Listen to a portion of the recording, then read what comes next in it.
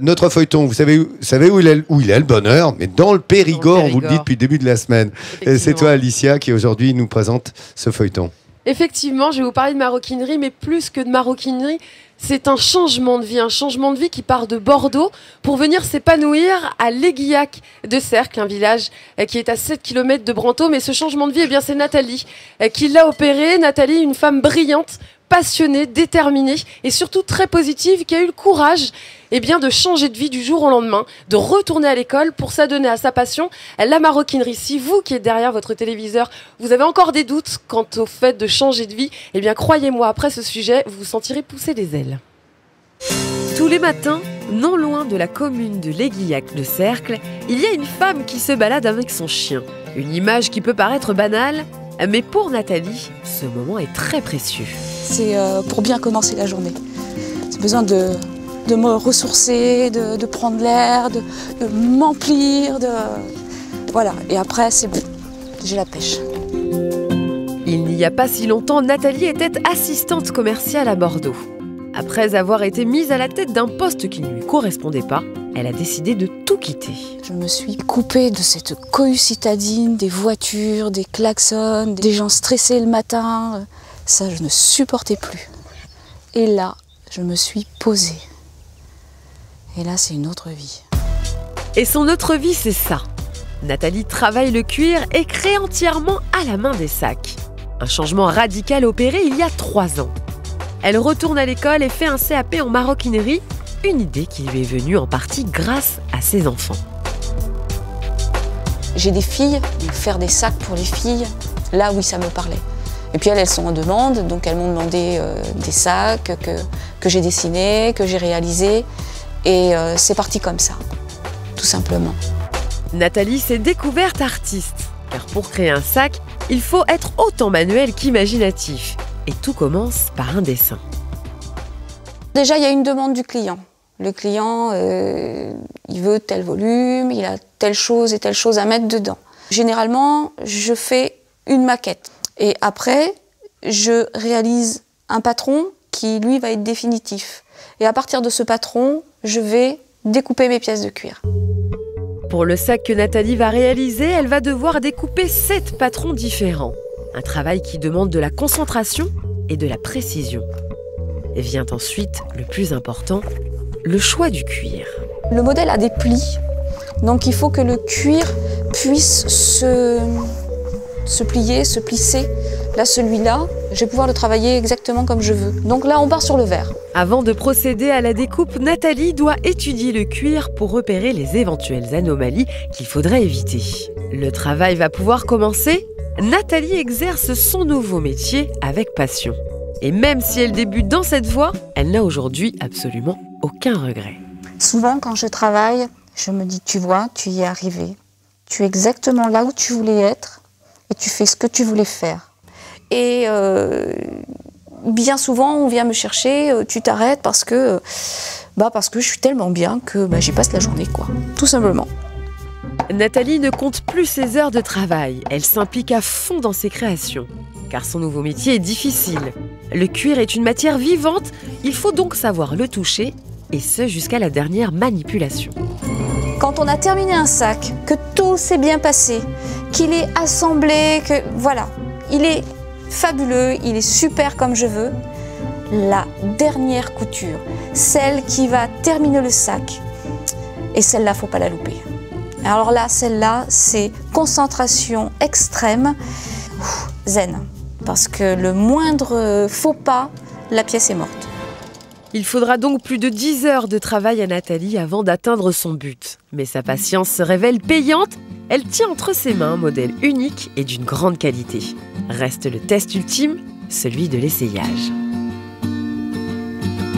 Il faut être à l'aise avec un sac. Faut pas que le sac vienne entraver les mouvements. Faut que ça fasse c'est comme un vêtement, il habille. Voilà, là il est bien, là je le sens bien, je suis contente.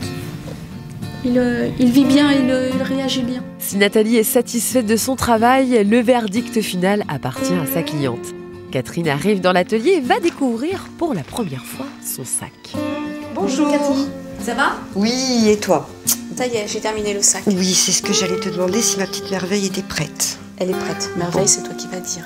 Oh, il est très beau. Voilà. Ah là là. Ah oui. Oh, il est magnifique. La première impression est bonne. Au-delà de l'esthétique, ce qui plaît à sa cliente, c'est que c'est un modèle original, made in Périgord. J'aime bien, ça fait. Voilà, je peux le mettre comme ça, Voilà. quand je marche. Je l'aime parce qu'il est beau, parce qu'il est unique, parce que il est fait par un artisan et il n'est pas produit en Chine ou ailleurs.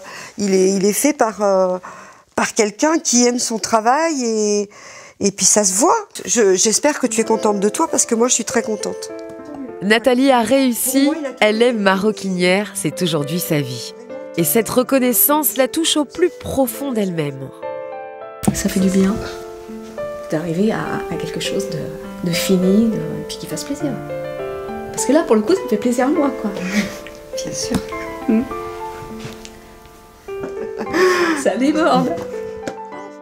Il en faut du courage pour recommencer une vie. Nathalie est un exemple remarquable de par son travail et de par son investissement personnel. Mais je te dis à bientôt. Nathalie souhaite d'ailleurs bientôt ouvrir son atelier à tout le monde À bientôt. afin de partager ainsi sa passion pour cet art qu'est la maroquinerie.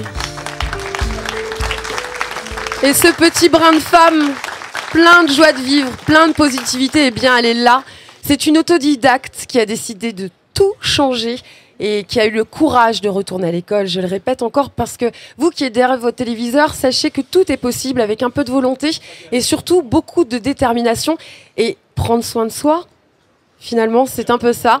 C'est voilà, c'est un message positif, c'est très important pour moi parce que on se ressemble beaucoup en cela. Elle a décidé voilà, de changer de vie et je pense qu'on est tous capables de le faire. Et il ne faut pas compter sur les autres, il faut simplement compter sur soi-même et essayer de prendre son courage à deux mains. Et voilà. Je suis un petit peu émue. Donc là, j'ai avec moi sur le plateau deux créations de Nathalie. Donc on a un superbe sac ici. Donc on voit bien la finition, le savoir-faire. Et ici, elle est capable aussi de faire voilà une petite caisse à outils. Il y en a pour tous les goûts, pour toutes les bourses, pour toutes les couleurs. Inéluctablement et avec grand plaisir, je remets un talent midi en France à Nathalie. N'hésitez pas, si vous êtes encore dans le doute, je pense que Nathalie est un parfait exemple de positivité. C'est vous qui décidez de votre vie. Ne l'oubliez pas. Merci beaucoup, bravo Alicia, bravo.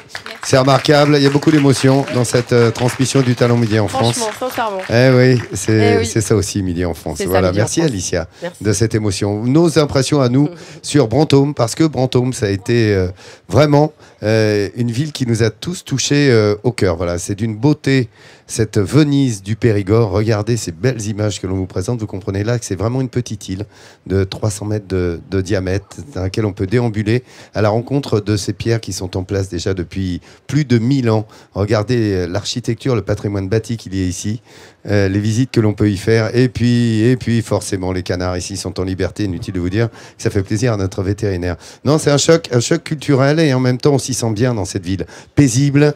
On a envie de s'y promener, de déambuler et d'avoir l'imagination qui galope et que l'on passe parfois aussi par ces grottes et troglodytes. Oui, Jean-Seb. Je voudrais lancer un appel. Nous cherchons un animateur pour Midi en France car j'ai l'impression j'ai pété que une nous durite et je vais rester là. avons perdu Laurent Boyer ici. À Brantôme. Il va rester à Brantôme. Eh ben, c'est un de mes coups de cœur, mon vieux. Moi, j'aime beaucoup cette ville. Toi aussi, je présume.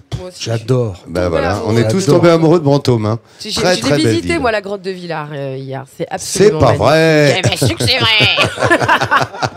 Non, c'est magnifique, c'est un vrai plaisir. On s'est bien des régalé, yeux, vraiment. Hein. La Christophe... nature est la première artiste. C'est vrai. Oh, comme ça. Oh, petit bichon.